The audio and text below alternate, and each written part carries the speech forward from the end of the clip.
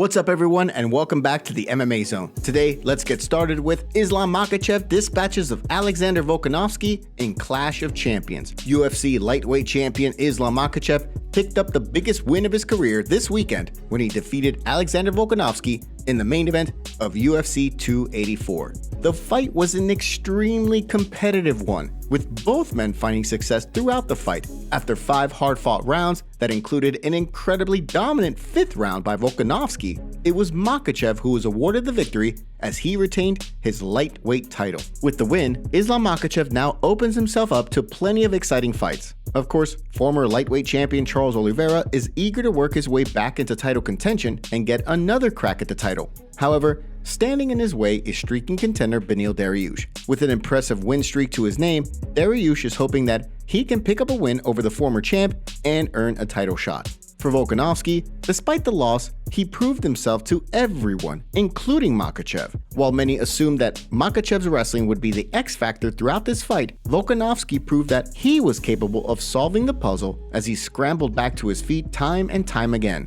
After the fight, Volkanovski stated that perhaps Makhachev underestimated his grappling, while he may have underestimated the lightweight champ's striking. With Yair Rodriguez now holding the interim featherweight title, Volkanovski will make the move back down to 145 pounds to unify the belts and cement his place as the best featherweight fighter on the planet. Despite the fact that Makhachev picked up a unanimous decision win on the card, many, including commentator Dominic Cruz, believed that the two would see each other again in the future. Given that Volkanovski seemed to have pushed Makhachev to the absolute brink, many are eager to see how a rematch plays out. With the experience from this fight under his belt, it would be interesting to see whether Volkanovski would be able to improve on the performance and capture UFC gold. With that being said, both men have plenty of opportunities in the immediate future in their own respective weight classes.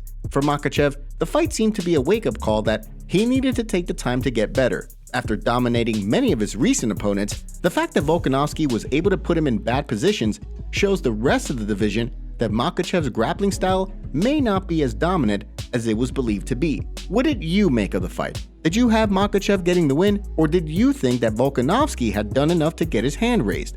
Give us your thoughts on the epic fight in the comments below. Israel Adesanya talks UFC 287 rematch with Alex Pereira. With the highly anticipated rematch between Alex Pereira and Israel Adesanya now finalized for UFC 287, the fight has quickly become a hot topic in the MMA community. The news of the fight came on the heels of much speculation that Pereira could potentially move up to light heavyweight to fight Jamal Hill for champ status.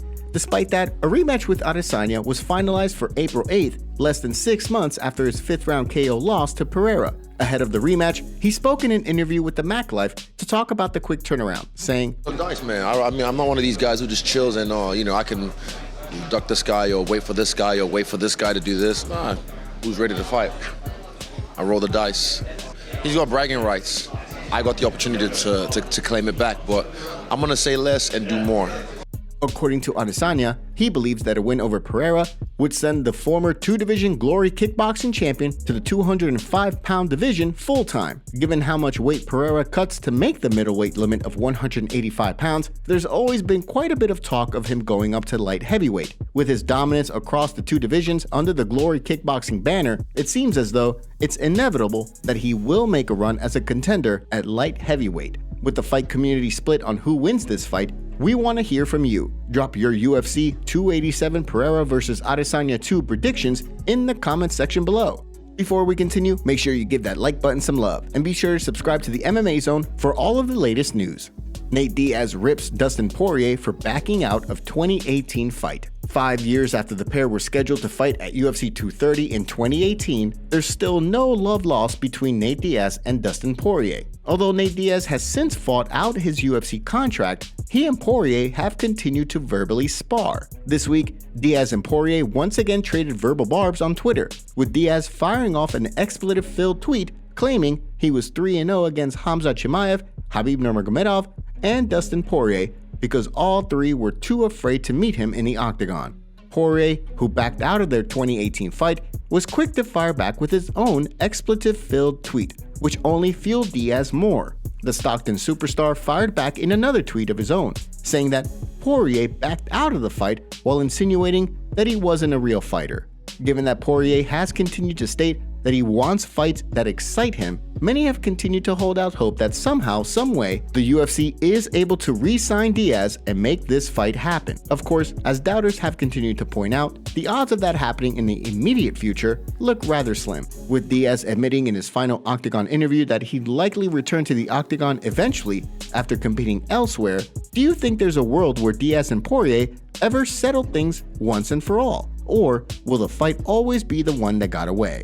UFC makes contracts even more oppressive, as if the UFC hadn't already been generating enough controversy in recent months regarding their contracts. Thanks to former heavyweight champion Francis Ngannou, the promotion has now begun using even more oppressive contracts. According to reports, the new contracts the UFC is using make it so that if a fighter has a dispute with the promotion, they no longer go to court. Now they go to arbitration. As a result, any potential disputes, such as Mark Hunt's lawsuit against the UFC and Brock Lesnar, would now go to arbitration rather than take place in a public court. In addition, any fighter who signs the contract waives their right to participate in a class action lawsuit against the promotion. With the UFC already drawing plenty of controversy for their contracts, it'll be interesting to see whether or not the new changes impact their ability to draw free agents. In the era of fighter empowerment, with numerous fighters like Nate Diaz, Luke Rockhold, Paulo Costa, and plenty others to go along with Francis Ngannou, the UFC could find itself losing more stars in the future. Of course, as many have continued to point out over the years, the UFC essentially has a large stranglehold on the industry. While other promotions like Bellator MMA and ONE FC have continued to grow over the years, the UFC continues to have a massive platform that makes it hard for fighters to get the same level of competition and notoriety elsewhere. Do you think in the next few years, another promotion will grow to the point that the UFC has some serious competition in the US market? Or will the latest contracts just see their reign of dominance continue in the industry? Is Colby Covington risking it all by not being more active? After Colby Covington defeated bitter rival Jorge Masvidal at UFC 272 last year, the former two-time title challenger seemed poised to make another run at the welterweight title. Although an alleged altercation with Jorge Masvidal sidelined him while he dealt with oral surgery, the crowning of Leon Edwards seemed to breathe new life into the division. For someone like him, who had already lost twice to the sitting champion, with a new champion atop the division, he could quickly insert himself into the title shot picture. Talk surfaced of a potential fight between he and Khamzat Chimaev for the #1 contender spot, while the UFC worked toward booking a rematch between Edwards and Usman. Unfortunately, the talk of a fight between Covington and Chimaev led nowhere. The fight was never booked, and despite Edwards and Usman fighting at the end of summer, well after Covington's last fight, the pair were booked for a rematch while fans continue to wait for news on Chaos's next fight. The way Daniel Cormier sees things, the division is passing Covington by.